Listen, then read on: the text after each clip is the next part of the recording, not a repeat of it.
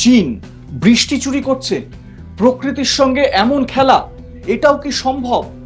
বৃষ্টি চুরি আসলে কি, কিভাবে এই বৃষ্টিকে চুরি করা যায়? আজকের ভিডিওটি স্কিপ না করে শেষ পর্যন্ত দেখবেন, দারুণ ইন্টারেস্টিং ফ্যাক্টস আপনারা জানতে পারবেন। চীন, এই দেশটার নাম শুনলেই প্রথমেই কি মাথায় আসে? দখলদার। মানে প্রতিবেশী দেশের ভূখণ্ডে ঢুকে পড়ব, প্রতিবেশী দেশের জমি কেড়ে নেব, সেখানে নিজেদের গ্রাম তৈরি করব, ইত্যাদি ইত্যাদি। অন্তত ভারতের সঙ্গে তো তাই করেছে। শুধু ভারত কেন, তাইওয়ান, ছোট্ট একটি দ্বীপ অঞ্চল, সেই তাইওয়ানের সঙ্গেও এরকম চোখ রাঙাচ্ছে। তো এই মতো অবস্থায় এই যে চীনের যে দাদাগিরি বা চীনের এই যে বৃষ্টি চুরির যে পরিকল্পনা, সেই পরিকল্পনা কেন, কিভাবে এই বৃষ্টি চুরির পরিকল্পনা, সেই বিষয়টাই আজকে আপনাদের সামনে তুলে ধরার চেষ্টা করব। ভিউয়ার্স, আপনারা ক্লাউড সিডিং সম্পর্কে কম বেশি সবাই শুনেছেন। সাম্প্রতিককালে দুবাইয়ে এই ক্লাউড সিডিং এর জেরে ভয়ঙ্কর বন্যা তৈরি হয়েছিল, বন্যা পরিস্থিতি দেখা গিয়েছিল। সেটা তো আপনারা জানেনই। যে দুবাইয়ে বৃষ্টি হয়ই না, সেই দুবাইয়ে এই রকম বন্যা, প্রকৃতির এই রকম খেলা, কিন্তু এর নেপথ্যে ছিল ক্লাউড সিডিং এর গল্প। আগে হ্যাঁ, জাকার্তাতেও তাই, একই রকমের বিষয়, সেখানেও ক্লাউড সিডিং এর জন্য বন্যা হয়ে গিয়েছিল। চীনেও কিন্তু সাম্প্রতিক সময়ে লক্ষ্য করা গিয়েছে ভারী বন্যা, আর তার নেপথ্যে এই ক্লাউড সিডিংই রয়েছে। দেখুন, প্রকৃতির সঙ্গে খেলবেন আর প্রকৃতি প্রতিশোধ নেবে না, এটা তো আর হতে পারে না।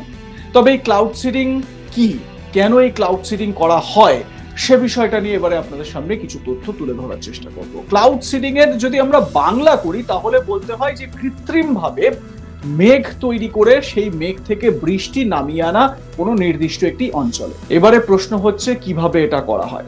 সিলভার আয়োডাইড নেওয়া হয়, মানে এটার জন্য যে রাসায়নিক যে বিষয়গুলো দরকার, সেগুলো হচ্ছে গিয়ে সিলভার আয়োডাইড, শুষ্ক বরফ যেটা -78 ডিগ্রি হতে হবে, একই সঙ্গে কঠিন বা হার্ড কার্বন ডাই অক্সাইড দরকার হয়। এবারে এইগুলোকে কোনো একটি অঞ্চলে, কোনো একটি জায়গায় যেখানে মেঘ জমীভূত হয়েছে বা মেঘ জমেছে, সেখানে গিয়ে যদি সেই মেঘটিকে যদি সেখানে সেই ড্রাই বরফ যেটা বা ড্রাই আইস যেটা -78 ডিগ্রিতে রয়েছে, সেটা যদি সেখানে ছড়িয়ে দেওয়া যায়, এবং অবশ্যই যে সিলভার আয়োডাইডের কথা বলছি তার মাধ্যমে, তাহলে সেখানে বৃষ্টি হয়। তার কারণ বৃষ্টি হওয়ার জন্য যে পরিমাণ দরকার বা যে পরিমাণ তাপমাত্রা দরকার, সেই পরিমাণ তাপমাত্রা তৈরি হয়ে যায় মেঘের মধ্যে, আর সেই জায়গায় বৃষ্টিটা হয়ে যায়। তো এইটা হচ্ছে গিয়ে ক্লাউড সিডিং, বা এইটা হচ্ছে গিয়ে কৃত্রিম ভাবে বৃষ্টি করানোর একটা উপায়। আপনাদের মনে থাকবে 2008 বেজিং অলিম্পিক, সে সময় পূর্বাভাস ছিল যে বেজিং অলিম্পিক একেবারে ধুয়ে যেতে চলেছে, ইভেন্টটা হবেই না, এই রকম একটা পরিস্থিতি হতে চলেছে। তার কারণ হিসেবে বলা হচ্ছিল যে প্রবল বন্যা হবে, মানে ভয়ঙ্কর বৃষ্টিপাত হবে, তার জেরে এই রকম পরিস্থিতি। সেই সময় চীন মাথায় পাকাতে থাকে এই ধরনের সব অভিসন্ধি। কি অভিসন্ধি? চীনের মাথায় ঘুরতে থাকে কিভাবে বেজিং অলিম্পিক যাতে কোনো রকম ভাবে সমস্যা না হয় বেজিং অলিম্পিকে, তার জন্য কি করব, তার জন্য বৃষ্টিকে আমরা চুরি করব। আগে হ্যাঁ, সেইখান থেকেই এসেছিল বৃষ্টি চুরির কনসেপ্ট। কিভাবে বৃষ্টি চুরি? বেজিং এ যেখানে এই গেম ভিলেজ তৈরি করা হয়েছিল, সেই জায়গায় এবং তার আশপাশের চত্বরে যাতে বৃষ্টি না হয়, সেই কারণে আকাশে মেঘ যখন বেজিং এর আকাশে আসেনি, তার থেকে অনেকটা দূরে আকাশে, সেই জায়গায় গিয়ে একেবারে এই ক্লাউড সিডিং পদ্ধতি ব্যবহার করে চীন সেখানে বৃষ্টিপাত করায়। তার জেরে কি হয়?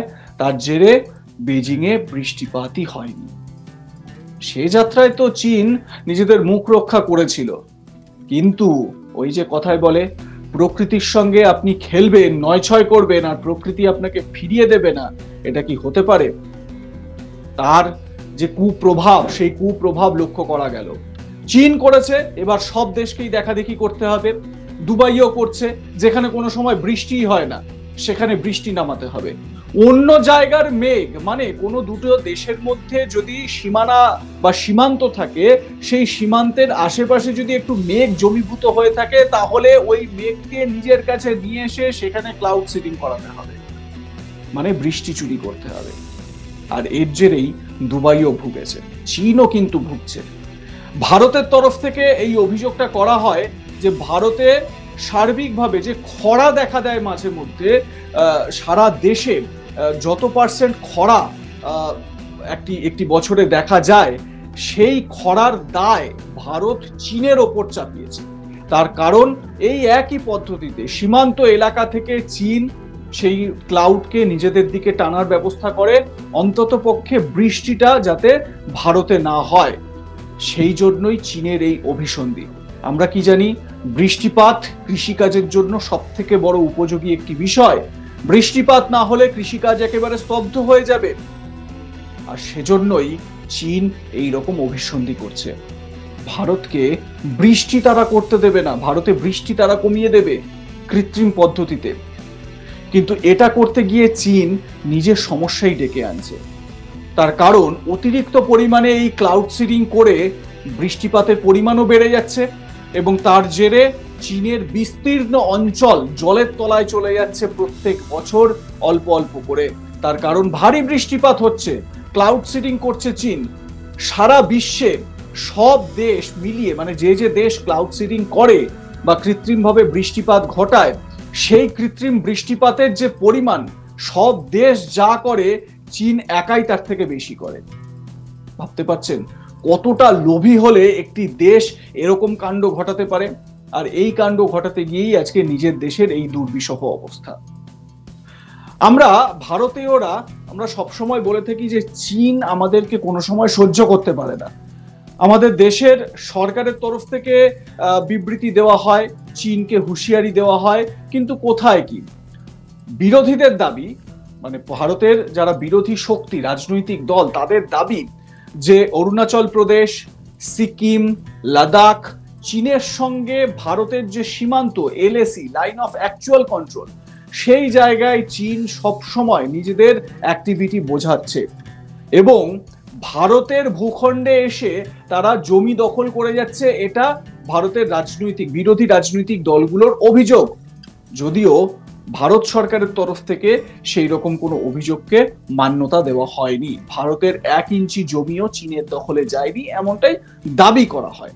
কিন্তু চীন যে এই কাণ্ডগুলো ঘটায়, চীনের যে এই ধরনের বদমাইশি বুদ্ধিগুলো রয়েছে, সেটা কিন্তু আলাদা করে আর বলতে লাগে না। চীন এই ধরনের কাণ্ড ঘটিয়ে এসেছে এবং ঘটিয়ে চলেছে। ভাবতে পারছেন কত বড় বদমাইশি হলে এরকম প্রকৃতির নিয়মের বিরুদ্ধে গিয়ে বৃষ্টি চুরি করতে পারে? এই ভিডিওতে আপনারা কি জানতে পারলেন? আপনাদের মতামত কি জানাতে ভুলবেন না কমেন্ট সেকশনে। দেখতে থাকুন আজ তাক বাংলা, সাবস্ক্রাইব করে নিন আমাদের ইউটিউব চ্যানেলটি যদি এখনো না করে থাকেন, বেল আইকন হিট করুন নোটিফিকেশন পেতে।